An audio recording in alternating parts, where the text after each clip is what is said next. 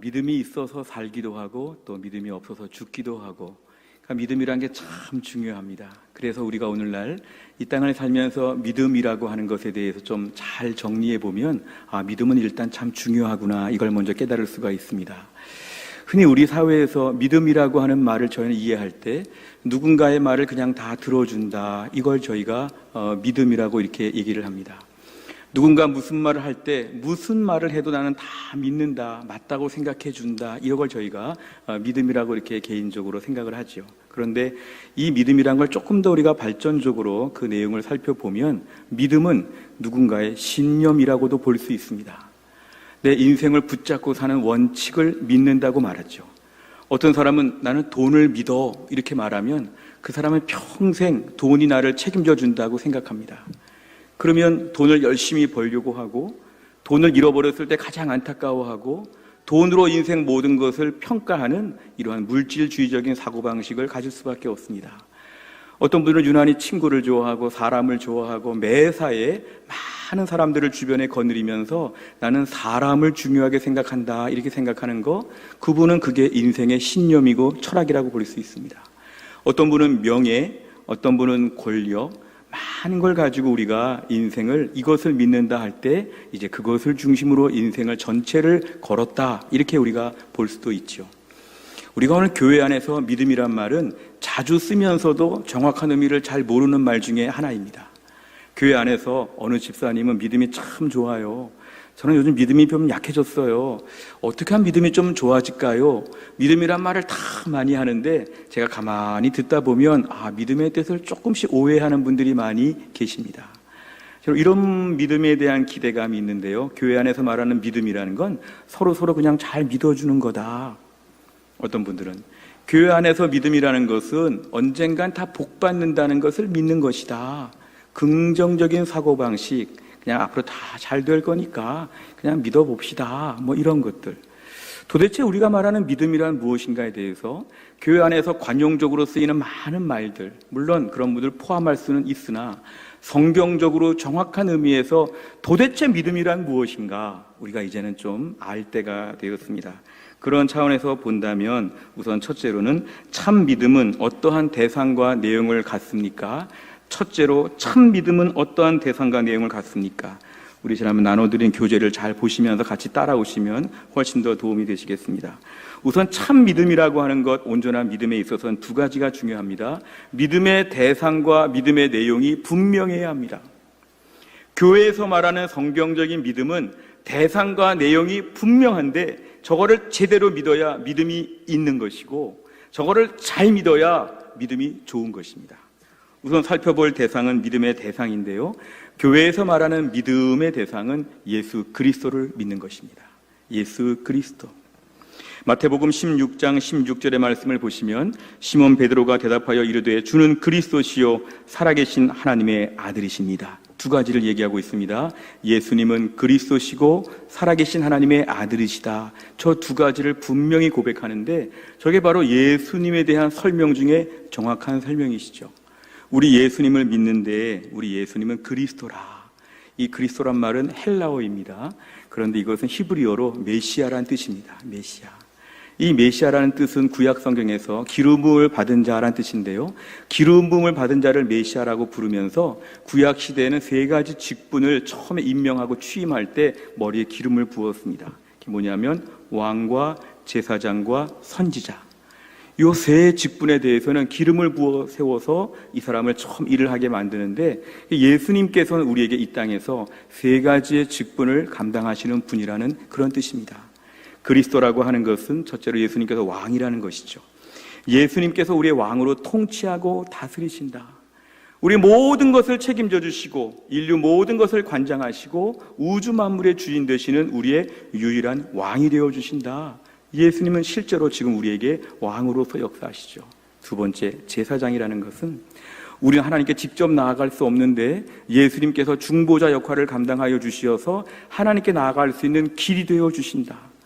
하나님께 나아갈 때 예수님을 통해서 나가야 된다고 하는 예수님은 그 제사장의 역할을 감당하십니다. 그래서 우리가 기도할 때도 예수님의 이름으로 기도합니다. 하나님께 나아갈 때도 나는 공로 없으나 예수님의 피를 의지하여 나아갑니다. 예수님을 통과해서 하나님께 나아갑니다. 예수님은 우리에게 제사장 역할을 감당하신다는 것이죠. 세 번째는 예수님은 선지자 역할을 감당하십니다. 이 선지자가 바로 뭐냐면 예수님께서 하나님의 말씀을 우리에게 전해주시는 것이죠. 하나님의 그 오묘하신 말씀에 대해서 예수님께서 우리에게 많은 말씀을 주셨습니다. 그 예수님의 말씀을 통하여서 우리가 하나님 말씀을 알 수 있다. 결국은 선지자로서의 역할을 감당하셔서 하나님의 말씀을 가르쳐 주신다. 그러니까 우리가 오늘날 왕, 제사장, 선지자, 예수님께서 이 세 가지 역할을 감당하시는 분이시기 때문에 그리스도라, 이런 말을 저희가 예수님에게 호칭으로 이렇게 붙일 수가 있습니다. 또 한 가지는 베드로의 고백에 살아계신 하나님의 아들이십니다 그랬는데 예수님을 하나님의 아들로 받아들이고 인정한다는 거죠. 어떤 분들은 지금도 예수님을 모범적인 한 인물, 대단한 사회혁명가, 아니면 아주 훌륭한 사회사업가, 예수님을 자꾸 좋은 사람으로만 그렇게 묘사하는 분들이 계시지만 성경은 예수님을 단순한 사람이 아니라 하나님이라고 분명히 말씀하십니다. 요한복음 10장 30절에 보면 나와 아버지는 하나이니라 하신대. 저 말씀은 예수님이 하나님이시라는 뜻입니다. 예수님은 하나님이시고 하나님의 아들 독생자 예수 그리스도, 우리가 예수님을 하나님의 아들로 받아들이고 믿는 것이 중요한 것이죠. 우리가 오늘 믿음의 대상으로서 누구를 믿느냐, 도대체 교회 나와서 목사님을 믿느냐, 장로님을 믿느냐, 교회 나와서 누구를 믿느냐, 성경에 의하면 예수 그리스도를 믿는 것이고 예수 그리스도는 우리에게 그리스도가 되어주시고 우리에게 하나님의 아들이시다. 이 두 가지를 저희는 분명하게 믿는 것이 믿음의 대상을 잘 붙잡은 것이죠. 우리가 또 믿음의 대상을 분명히 알았으면 이제 믿음의 내용도 참 중요합니다. 예수님을 믿는데 그 예수님을 어떻게 믿느냐가 참 중요하죠. 어떤 분들은 교회 나오는 분들에게 누구를 믿습니까? 그러니까 예수님 믿습니다. 답을 참 잘했습니다. 예수님의 뭐를 믿습니까? 이렇게 물어보면 당황하십니다. 그냥 예수님 믿습니다. 그냥 예수님 좋은 분 아닙니까? 그냥 예수님 나 도와주시는 분 아닙니까? 저 예수님 잘 믿습니다. 저 예수님 믿지 않습니까? 이렇게 막연하게 말하는 분들이 있는데 그런 분들은 배우셔야 됩니다. 우리가 성경에 말하면 예수님을 믿는 믿음의 대상으로서 중요한데 예수님의 무엇을 믿느냐, 여기까지 말할 수 있어야 됩니다. 성경은 로마서 10장 9절 오늘 본문입니다. 내가 만일 내 입으로 예수를 주로 시인하며 또 하나님께서 그를 죽은 자 가운데서 살리신 것을 내 마음에 믿으면 구원을 얻으리니 아멘. 두 가지입니다. 예수님은 죽으셨고 죽은 자 가운데서 살아나셨고, 우리가 오늘 믿는 그 믿음의 내용, 예수님이 믿음의 대상이라면 믿음의 내용, 예수님의 무엇을 믿느냐? 예수님은 나를 위해 죽으셨고 나를 위해 부활하셨다. 예수님의 이 두 가지를 믿는 것입니다. 예수님이 가난한 자들을 많이 돌보시고 어려운 사람들 불쌍히 보시고 그다음에 말씀을 잘 가르쳐 주시고 예수님 이 땅에서 많은 역할들을 하셨는데 그러한 것들보다 단연코 딱 두 가지, 뭐가 중요하냐? 예수님의 죽으심과 부활하심이 제일 중요하다는 것이죠. 예수님이 하신 일이 많아도 3년 동안의 공생애가 많아도 그 중에서 예수님의 죽으심과 부활하심, 이 두 가지를 우리가 꼭 믿어야 한다는 것입니다. 교회를 오랫동안 다니면서 예수님의 다른 건 다 믿겠는데 어떻게 십자가에서 죽으셨느냐, 어떻게 죽은 분이 부활했느냐, 그것만 빼고 나머지는 다 믿겠다, 예수님처럼 착하게 살아보겠다, 이런 분들은 믿음이 온전치 않은 것입니다. 예수님에 대해서 믿되 무엇을 믿어야 되느냐? 나를 위해 죽으시고 나를 위해 부활하신 이 두 가지를 합쳐서 복음이라고 합니다. 사도행전에 보면은 복음을 설명할 때 반드시 예수님의 죽으심과 예수님의 부활하심 두 가지를 패키지로 묶어서 이거를 복음이라고 하고, 예수님께서 이 땅에서 십자가에서 실제로 죽으셨고 그 예수님께서 부활하신 것을 믿는 사람은 오늘날 구원받는다. 이게 정통 기독교의 핵심적인 내용입니다. 십자가에서 죽으신 사건을 통해서 예수님 우리의 죄의 문제를 해결하셨습니다. 우리가 평생 죄 짓고 죽은 다음에 죄의 형벌을 받아야 되는데 예수님의 십자가를 통해서 그 십자가를 믿는 사람은 평생 죄 지은 것을 다 간과하여 주시고 죄가 없는 것처럼 봐주시기 때문에 죄의 문제가 해결되어 의인되어 천국 가서 영생하는 것이죠. 예수님 부활하신 사건이 왜 중요할까요? 우리가 오늘 죽음의 권세 앞에서 막 신음하고 있는데 언젠간 다 죽어야 되는데 그 죽음 앞에서 죽으면 예수님처럼 다시 부활한다. 예수 믿는 자는 부활한다. 그래서 우리가 오늘 이것을 믿는 것이 매우 중요합니다. 우리가 오늘 신앙생활 하면서 예수님의 무엇을 믿느냐? 예수님은 나를 위해 죽으셨습니다. 예수님은 나를 위해 부활하셨습니다. 저 이 두 가지 꼭 믿습니다. 이렇게 말하는 사람을 복음을 안다. 구원받은 성도다. 하나님의 자녀다. 이렇게 얘기하는 것입니다. 로마서 8장 1절과 2절에 보면은 그러므로 이제 그리스도 예수 안에 있는 자에게는 결코 정죄함이 없나니 이는 그리스도 예수 안에 있는 생명의 성령의 법이 죄와 사망의 법에서 너를 해방하였다. 죄와 사망의 법은 죄와 사망의 권세, 죄와 사망의 속박, 죄와 사망의 모든 종류 이렇게 쇠사슬에 매인 것에서 풀어나게 되었다는 것이죠. 오늘 모든 사람의 공통적인 실존은 뭐냐면 죄와 사망의 권세 밑에 있다는 것입니다. 죄 안 지은 사람 없고 안 죽는 사람 없습니다.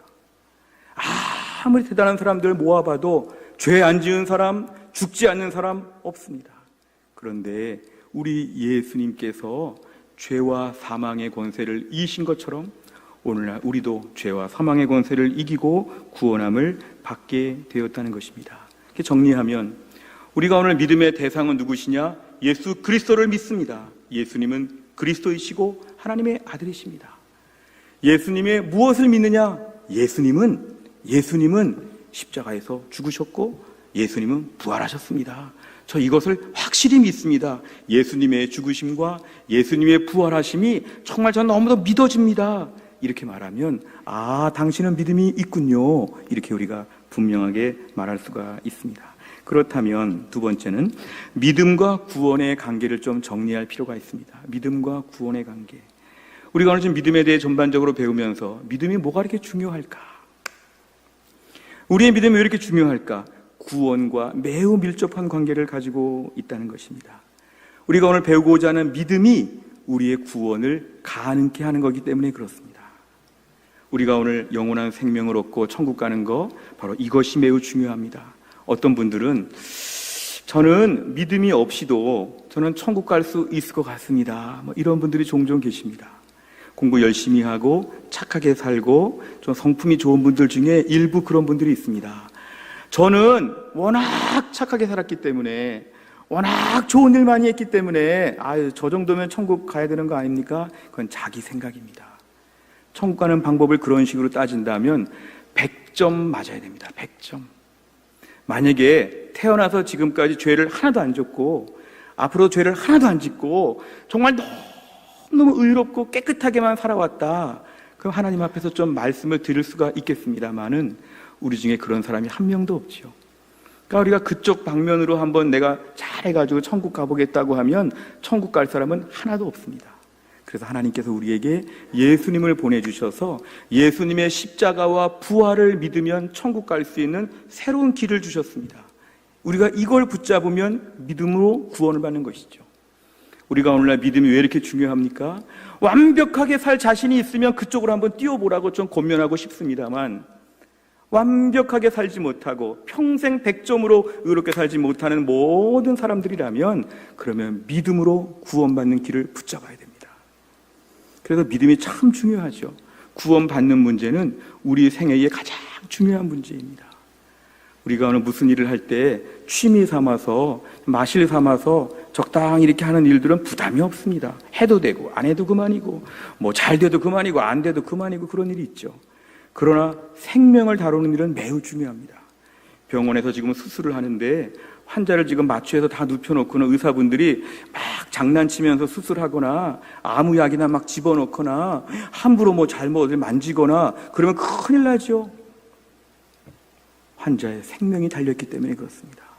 목숨과 관련된 일이 너무 중요하듯이 영혼과 관련된 일은 매우 중요합니다. 우리가 오늘 신앙생활 하면서 정말 구원과 관련된 일은 진지하게 생각해야 합니다. 아주 좀 진지해야 합니다. 인생을 진지하게 생각하지 않는 분들도 구원 문제는 진지해야 합니다. 진지. 정말 이게 살고 죽는 문제보다 더 중요한 것이죠.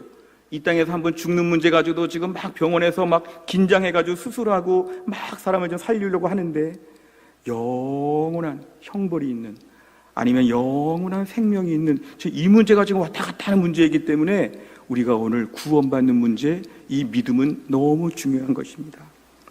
성경의 로마서 10장 10절 말씀을 보면 사람이 마음으로 믿어 의에 이르고 입으로 시인하여 구원에 이른다. 결국 믿음으로 출발하면 구원에 이른다는 것이죠. 우리가 구원받는 방법은 그래서 믿음 하나밖에 없습니다. 믿음. 죽고 난 다음에 얼마나 돈을 많이 벌어왔나, 하나님 그거 보시지 않습니다. 얼마나 대단한 일들을 많이 했나, 그거 보시지 않습니다.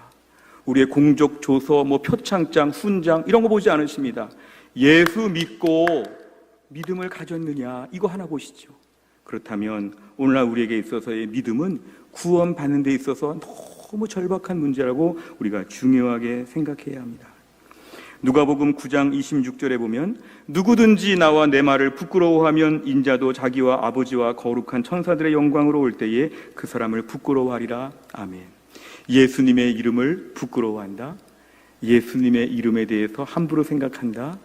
구원받는 문제를 대충 생각한다. 그냥 죽으면 끝이겠지요. 천국 가든 지옥 가든 전 다 괜찮아요. 복음의 문제를 우습게 생각한다. 그러면 큰일 난다는 것이죠. 큰일. 죽고 난 다음에 이 문제가 얼마나 심각한 문제인지를 저희가 생각하게 되면 우리가 오늘 믿음의 문제가 정말 중요합니다. 내 인생에 지금 코로나 때문에 뭐가 어렵다, 경제가 어렵다, 우리 집에 뭐가 어렵다, 뭐가 어렵다 많지만 제일 중요한 거, 믿음이 있는가? 나에게 믿음이 있는가? 이 부분은 매우 중요한 것입니다.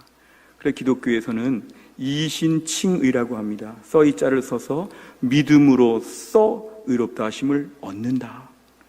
행위로써 의롭다 함을 받을 사람이 하나도 없기 때문에 70점, 80점은 다 빵점과 똑같기 때문에 하나님은 100점만 원하시기 때문에 내가 행위로 구원받을 사람은 아무도 없다면 믿음 하나로 구원받기 때문에 이신칭의 justification by faith라고 하는 이 분명한 의로워지는 방법 하나에 목숨을 걸어야 됩니다. 목숨. 신앙생활은 목숨 걸고 하는 것입니다. 여기에 전력을 기울여야 합니다. 텔레비전 오늘 몇 번 볼까? 휴가지로 어디를 갈까? 오늘 옷을 무슨 색깔을 살까? 이런 건 다 괜찮습니다. 심지어 어느 직장 갈까? 어느 학교 갈까? 다 괜찮습니다. 그러나 목숨 걸고 굉장히 관심을 가지고 굉장히 집중해서 생각해야 될 것은 구원받을 만한 믿음이 나에게 있는가? 이 문제에 대해서 우리가 정말 집중해야 한다는 것이죠. 제가 도전하고 싶습니다. 우리 해성교회 예배 드리시는 모든 분들, 나의 신앙 고백과 간증을 할 수 있습니까? 내 양심상 나는 언제 교회를 나왔으며 언제 예수를 믿었으며 정말 내 죄가 다 용서함 받고 나는 천국 백성 된 것을 믿으십니까? 예수 믿는 거가 정말 중요하다고 생각하십니까? 나는 정말 예수 믿고 구원받는 것을 믿습니까? 오늘 밤에 나를 부르시면 나는 천국 갈 것을 믿습니까? 나는 예수 믿고 뭐가 달라졌습니까? 나는 예수 믿고 과연 어떻게 살고 있습니까? 내 신앙적인 부분에 있어서 우리가 양심상 돌아봐야 한다는 것이죠. 어떤 분들은 교회를 나오면서 이런 얘기하면 싫어합니다. 그런 걸 왜 물어보십니까? 제일 중요한 얘기인데. 교회 나가서 딴 얘기 많이 하고 중요한 얘기 물어보면 그런 건 좀 불편합니다. 우리 서로 어색하게 그런 거 묻지 맙시다. 그게 뭐 중요합니까? 교회에서 그냥 모여서 노는 거지. 이렇게 생각하면 큰일 나는 것입니다. 나의 신앙 고백이 분명한가? 언제 예수 믿었는가? 예수님 분명히 만났는가? 구원받을 만한 믿음이 분명히 있는가? 이 부분에 있어서 우리가 회피하거나 우리가 대충 말하지 말고 정확하게 우리의 고백을 해야 합니다. 기회가 될 때 이것을 말할 수도 있어야 됩니다. 얘들아, 나의 신앙 고백을 좀 해볼까? 전도에 다락방 모여서 이런 얘기 해야 되죠. 저는 언제 예수님을 믿었고 지금 믿음으로 잘 살고 있습니다. 이런 중요한 본질적인 얘기가 한국교회에 회복되어야 한국교회가 회복되는 것입니다. 다른 것들 다 회복이 돼도 알맹이가 빠진 것은 회복이 아닙니다. 한국교회가 오늘 회복을 잘못 꿈꾸면 이런 얘기 할 생각은 안 하고 다른 거 많이 복잡하게 해가지고 한국교회가 회복되었다? 그것은 넌센스입니다. 주여, 한국교회가 복음의 본질을 붙잡고 나의 신앙 고백과 간증을 나눌 수 있는 교회로 회복되게 하여 주옵소서. 이것이 우리에게는 가장 중요합니다. 그렇다면 조금 더 이야기를 발전시켜 보겠습니다. 우리가 오늘 믿음으로 구원을 받는다고 했는데요, 믿음으로 구원을 받는다고 하는데 성경은 여기에 대해서 이걸 선물이라고 합니다. 선물. 에베소서 2장 8절과 9절. 너희가 그 은혜를 인하여 믿음으로 말미암아 구원을 얻었나니 이것이 너희에게서 난 것이 아니요 하나님의 선물이라. 행위에서 난 것이 아니니 이는 누구든지 자랑치 못하게 함이니라. 아멘. 자, 우리가 믿음으로 지금 구원받은 얘기를 하고 있는데요, 믿음으로 구원받은 걸 얘기하면서 구원을 선물이라고 합니다. 우리 생각에 저 믿음 있지 않았습니까? 믿음. 저 옆 사람은 믿음이 없는데 저는 믿음이 있어서 구원받은 것이 아닙니까? 제 믿음이 대단하지요. 저를 좀 알아주십시오. 저 믿음이 있습니다. 이렇게 생각할 수 없다는 것입니다. 지금 읽은 말씀 한 번 더 보여주실까요? 에베소서 2장 8절 9절 한 번 더 보여주세요. 여기 보면 너희가 그 은혜를 인하여, 저게 영어로 하면 by grace, 믿음으로 말미암아 through faith, 저 둘을 잘 보셔야 됩니다. 은혜에 의하여 믿음으로 말미암아 by grace through faith라고 되어 있는 것은 이런 뜻입니다. 우리가 마치 집안에서 물을 먹을 때에 저기 저수지에 지금 물이 많은 것이 중요한가, 집안에 수도꼭지가 있는 게 중요한가, 어떤 신학자가 이런 비유를 들었습니다. 자, 내가 집에서 지금 물을 받기 위해서 뭐가 중요한가? 저수지에 물이 있어서 우리 집까지 물이 오는 건가? 내가 집에서 수도꼭지를 틀었기 때문에, 수도꼭지 하나가 있기 때문에 집에서 물을 받는 것인가? 저수지의 물을 바로 은혜라고 표현할 수 있다면 집에서 우리의 수도꼭지를 나의 믿음이라고 표현할 수 있습니다. 믿음으로 구원받는가? 우리가 오늘 은혜로 구원받는가? 이거를 굳이 날카롭게 대조하자면 우리가 하나님의 은혜가 먼저 있었다는 걸 인정하라는 뜻입니다. 하나님은 우리의 은혜를 주셨기 때문에 나를 특별히 불쌍히 보시고 나에게 복음이 전파되게 하여 주시고 나를 살려주시는 은혜가 풍성하기 때문에 내가 오늘 수도꼭지를 트는 것처럼 나에게 오늘 믿음으로 구원을 받은 것이죠. 한 가지 더 비유를 들자면 아주 힘들고 어려울 때 뭐 이렇게 아주 막 전쟁통에 막 누가 뭐 먹을 걸 나눠주는데 나눠주고 다니면서 어떤 사람이 이렇게 손을 내밀어 받아왔습니다. 그래서 집에 가서 하는 말은 오늘 나눠주는 많은 것들을 받았는데 내가 내 손으로 받아왔으니까 이 손이 수고한 거지. 내 손으로 받아왔어. 대단하지. 내 손으로 받아왔으니까. 이렇게 말하면 넌센스죠. 누군가 오늘 뭘 나눠줬기 때문에 내가 받은 것인데 나눠준 사람 생각하지 않고 받은 거 생각하지 않고 내 손을 들어서 지금 뭐를 받았다. 이 손이 없었으면 못 받았다. 이렇게 강조하는 것은 바로 수도꼭지를 강조하는 것과 똑같습니다. 수도꼭지 하나 갖고 다니면 아무데나 물이 나옵니까? 수도꼭지 하나가 있어도 물이 안 나오죠. 저수지가 있어서 물의 근원이 있기 때문에 물이 나에게까지 오는 것입니다. 우리가 오늘 신앙생활하면서 교만할 수 없다는 것입니다. 내가 오늘 믿음이 있어서 그 믿음보다 앞선 것이 은혜다, 은혜. 내가 어떻게 예수를 믿게 되었는가? 은혜다, 은혜라는 것이죠. 심지어 성경은 더 나아가서 그 수도꼭지 자체도 성령께서 우리에게 믿음을 주셨다고도 강조합니다. 나에게 믿음을 주셨다. 결국 오늘 믿음으로 구원받는 얘기를 할 때에 조금도 우리가 교만할 수 없는 것은 믿음조차도 교만할 수 없다. 믿음으로 구원받는 것이 맞는데 그 믿음조차 그 먼저 은혜가 있었고 내가 오늘 손을 내민 것에 불과하고 결국은 하나님께서 나에게 오늘 믿게 해주신 것이다. 신앙생활은 겸손하게 해야 한다는 것입니다. 내가 너무 믿음이 좋다 이런 말 못하는 것은 하나님이 나에게 믿음도 주시고 그 믿음으로서 구원받게 하시고 은혜의 풍성함을 통하여 나에게까지 이 구원이 흘러넘치게 한 것에 감사합니다. 이런 믿음이 저희 안에는 분명히 있어야 합니다.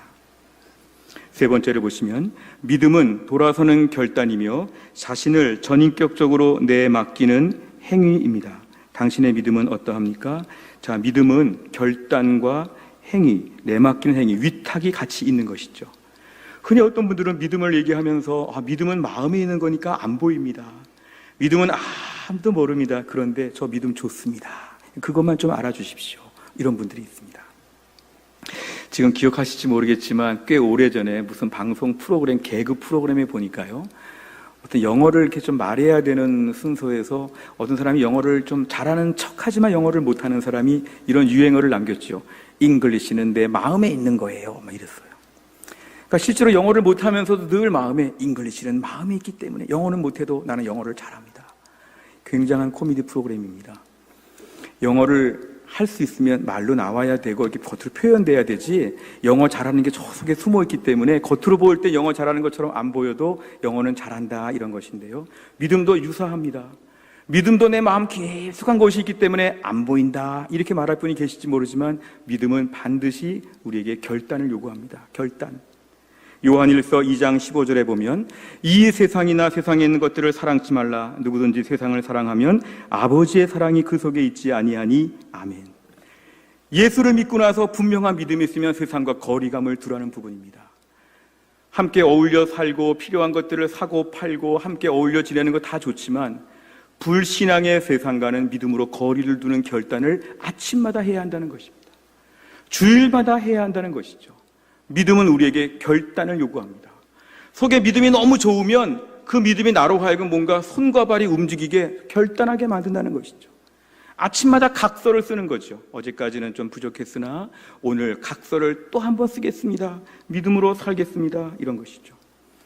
어떤 분들은 기독교 신앙을 오해해서 기독교 신앙은 드러나지 않는다, 다 마음속에 있다, 나 믿음 참 좋다, 세상이 못 알아준다, 목사님도 모르시네요, 내가 얼마나 믿음이 좋은지. 그러나 믿음은 그렇게 꽁꽁 숨어 있는 것이 아닙니다. 마치 어떤 사람이 회사에서 자신의 종교를 크리스찬이라고 썼더니 남들이 당신이 크리스찬이었어요, 대단하네요. 자신이 예수 믿는 것을 국가 기밀인 것처럼, 군사 기밀인 것처럼 직장에서도 아무도 모르게 예수를 믿자, 가족끼리도 아무도 몰라 내가 예수 믿는 건, 이런 식으로 할 수 없다는 것입니다. 이거는 군사 기밀처럼 믿을 수가 없고요, 증거가 날 수밖에 없습니다. 어떻게 증거가 나느냐 하면 아침마다 결단하니까. 믿음으로 완벽하게 산다는 것이 아니라 큐티하고 기도하고 말씀 듣고 계속 뭔가 결단을 계속하니까. 하나님, 제가 오늘 또 잘못했지만 다시 한번 살아보겠습니다, 결심을 이렇게 하는 것입니다. 어떤 분은 그렇게 비판하죠. 결심하면 뭐합니까? 맨날 안 지키는 거. 그렇게 말하는 거 조심해야 됩니다. 왜냐하면 어차피 우리가 다 지키지를 못해도 결심하는 게 성도의 믿음의 증거입니다. 결심하고 못 지키더라도 아침마다 결심하는 거죠. 오늘 믿음으로 한번 살아보겠습니다. 오늘 말씀 듣고 고쳐보겠습니다. 주님, 다시 한번 살아보겠습니다. 이런 거죠. 어떤 분은 말씀을 듣고 나서 한 수 배웠습니다, 이러고 돌아가는 분이 계십니다. 그런 분은 오늘 말씀에 결단하지 않은 것입니다. 오늘 고쳐보겠습니다, 이렇게 말하는 결단이 있는 사람이 믿음 있는 사람의 증거입니다. 한국교회 성도들이 그렇게 예배드리고 그렇게 주일마다 잘 교회 나와도 왜 믿음이 성장하지 않고 증거가 없습니까? 이런 마음이 참 많죠. 한 수 잘 배웠습니다, 저는 그냥 알아서 살겠습니다, 그 전에 방식과 똑같이 삽니다. 그런 분은 평생 결단이 없기 때문에 믿음이 항상 제자리에 머물러 있습니다. 믿음이 항상 제자리에 머물러 있습니다. 믿음은 결단을 요구한다. 야고보서 2장 18절 말씀을 보면 어떤 사람은 말하기를 너는 믿음이 있고 나는 행함이 있으니 행함이 없는 내 믿음을 내게 보이라, 나는 행함으로 내 믿음을 내게 보이리라 하리라. 아멘.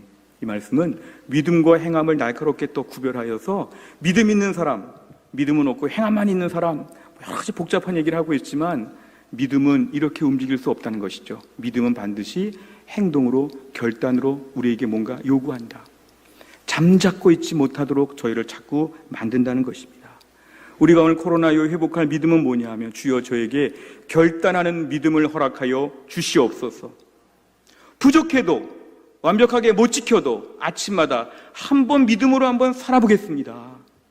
주일 설교 한번 듣고 집에 가서 막 고민하는 것이죠. 오늘 주일 설교 말씀에 제가 이렇게 한번 살아보겠습니다. 돌아서는 결단이 있게 될 때 이것이 진정한 믿음의 증거라는 것입니다. 증거. 믿음은 증거가 필요한데 그 증거는 돌아서는 결단이 우리에게 반드시 있어야 한다는 것이죠. 또 한 가지는 위탁이라는 것입니다. 우리가 오늘 결단을 하고 위탁을 할 때에 어떤 분들은 고민합니다. 야, 이런 식으로 믿음으로 매번 순종하며 살고 천국 바라보며 살다가 이 땅에서 바보가 되는 게 아닌가? 이러다가 금전적으로 손해보는 게 아닌가?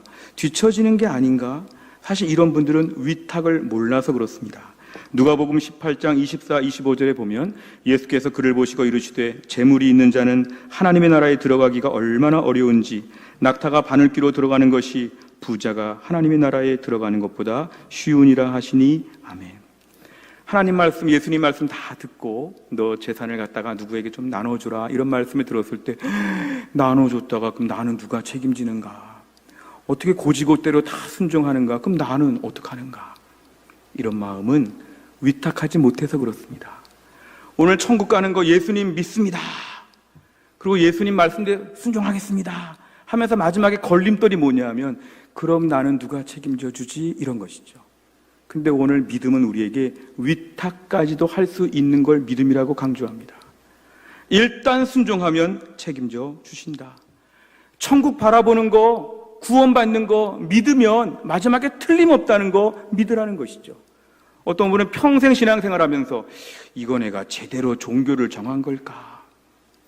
불교로 바꿔볼까? 아니면 앞으로 교회 안 나가볼까? 이렇게 해서 구원받는 게 맞는가? 이런 분들, 이거 믿음이 불분명한 것입니다. 믿음은 끝까지 가는 걸 믿는 것이죠. 끝까지. 모든 거 다 믿는 것입니다. 하나님이 내 인생을 책임져 주십니다. 이 결단을 지금 말하고 위탁을 말하는 것은 예수님의 십자가에 대한 믿음과 함께 조금 더 발전되면 십자가에 대한 믿음과 함께 뭐가 생기냐 하면 하나님을 신뢰하는 믿음이 생깁니다. 믿음의 바로 좀 더 발전된 모습이죠.